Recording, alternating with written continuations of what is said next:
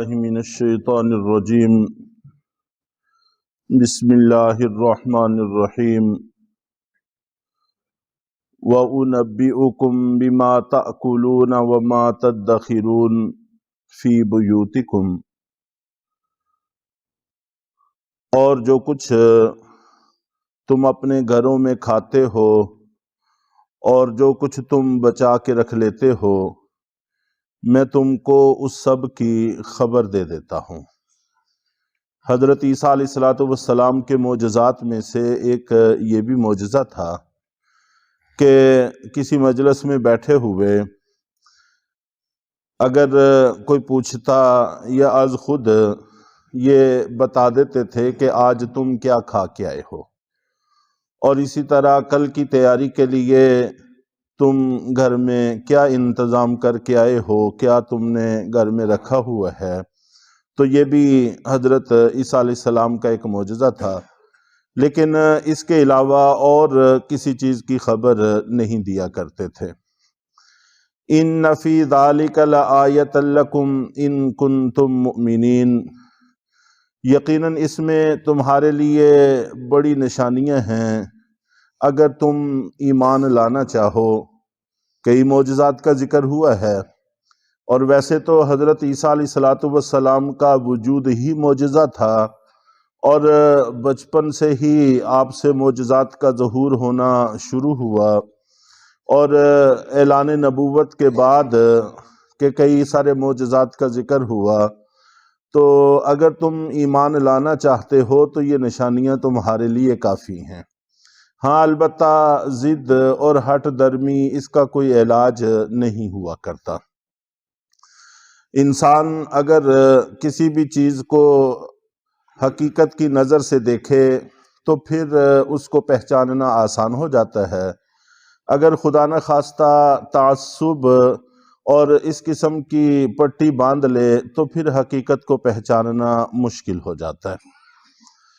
وَمُصَدِّقًا لِمَا بَيْنَ يَدَيَّ مِنَ التَّوْرَاةِ، اور میں تصدیق کرتا ہوں اپنے سے پہلی کتاب یعنی تورات کی، کہ مجھ سے پہلے تورات نازل ہوئی اس کی تصدیق کرتا ہوں،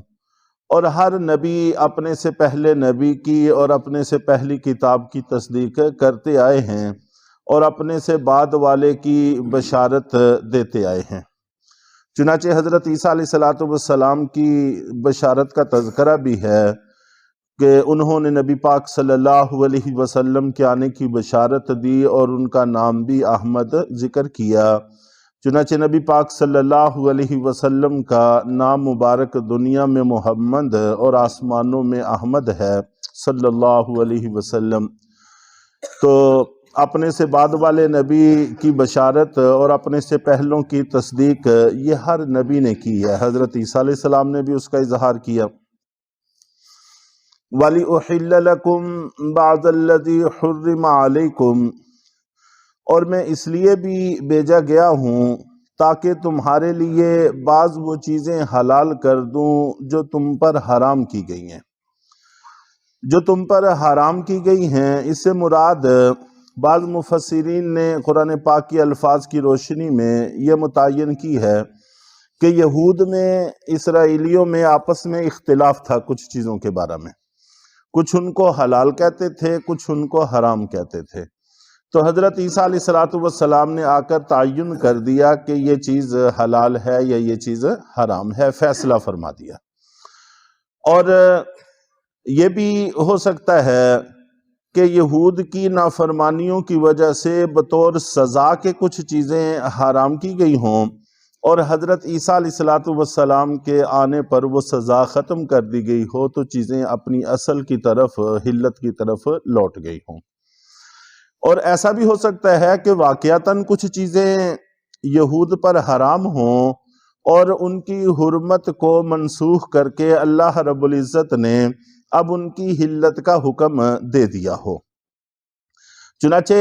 حلت اور حرمت کے حوالے سے اچھی طرح سے یہ بات ہمیں ذہن میں رکھ لینی چاہیے کہ یہ اللہ تعالیٰ کی صفت خاصہ ہے کہ اللہ ہی کا حق ہے، جس چیز کو چاہیں حلال کریں، جس چیز کو چاہیں حرام کریں۔ جہاں کہیں کسی چیز کی حلت اور حرمت کی نسبت نبی صلی اللہ علیہ وسلم یا کسی اور نبی کی طرف کی گئی ہو تو اس کا مطلب یہ ہے کہ جو اللہ نے حلت پیدا کی ہے اس حلت کا اظہار کیا ہے، اور اگر اللہ نے حرمت پیدا کی ہے تو انہوں نے اس حرمت کا اظہار کیا، اس کو ظاہر کیا ہے۔ اور عیسائیوں سے بھی یہ غلطی ہوئی اور مسلمانوں سے بھی یہ غلطی ہوئی، حالانکہ دونوں کو ہی شروع میں یہ بات سمجھا دی گئی تھی۔ مسلمانوں سے غلطی ہونے کے حوالے سے تو یہ ہے کہ نبی پاک صلی اللہ علیہ وسلم کا ایک واقعہ منقول ہے کہ ایک دفعہ آپ نے کچھ ازواج مطہرات کی دلداری کی خاطر، واقعے کی تفصیل انشاءاللہ اپنی جگہ پر آ جائے گی،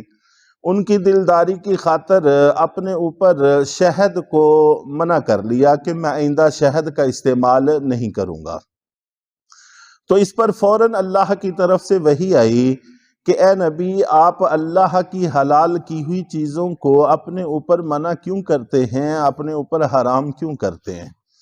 تو گویا کہ اللہ تعالیٰ نے اس کی اجازت مرحمت نہیں فرمائی اور آپ نے اپنی قسم کا کفارہ دیا اور شہد کے استعمال کو جائز رکھا۔ اس سے یہ بات بنیادی طور پر ہی شروع ہی سے واضح ہو گئی کہ حلت اور حرمت اللہ کی صفت خاصہ ہے، یہ صرف اللہ کا اختیار ہے، نبی صرف اس کو ظاہر کرتے ہیں۔ تو یہ بات سمجھا دی گئی، لیکن بہت سارے معاملات میں آج ہم الجھ گئے ہیں اور ہم صرف اپنے مولوی صاحب کی زبان سے کہلوانا چاہتے ہیں کہ یہ چیز حلال ہے، بس آپ اس کو ایک دفعہ کہہ دیں، باقی معاملات ہم پر چھوڑ دیں۔ خاص طور پر 3 طلاقوں کے معاملات ہیں یا طلاقوں کے معاملات ہیں، تو جب ہم ان کو سمجھاتے ہیں کہ طلاق نہ دو، اگر دینی ہی ہے تو علماء سے مشورہ کر کے دو،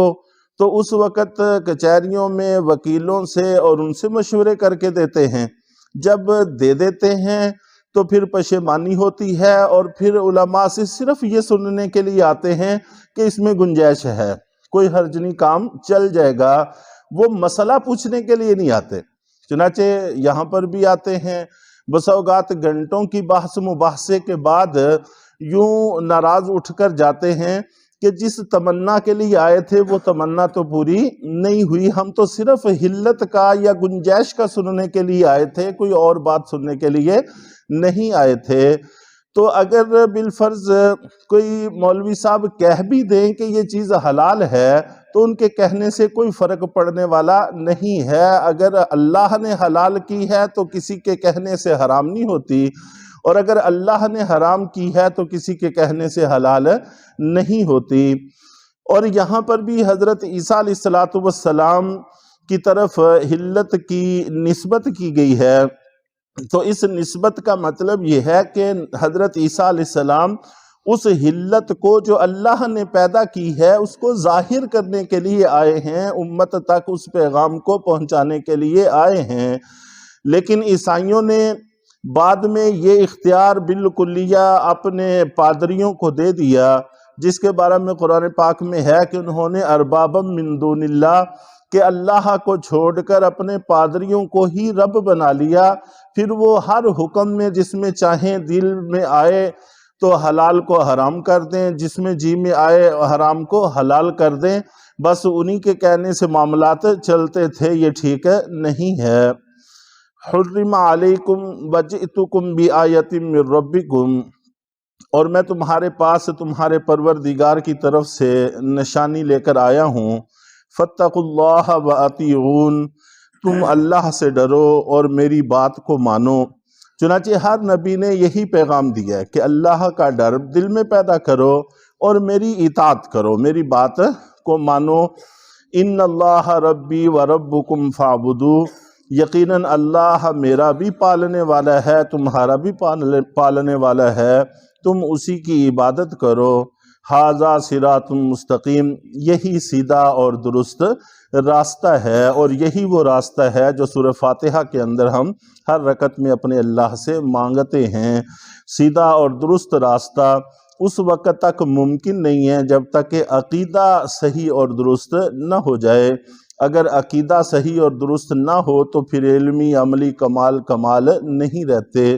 جب عقیدہ درست ہوتا ہے تو پھر علمی اور عملی کمال بھی کمال بنتے ہیں۔ اللہ تعالی ہم سب کو حق راستے پر چلنے کی توفیق عطا فرمائے۔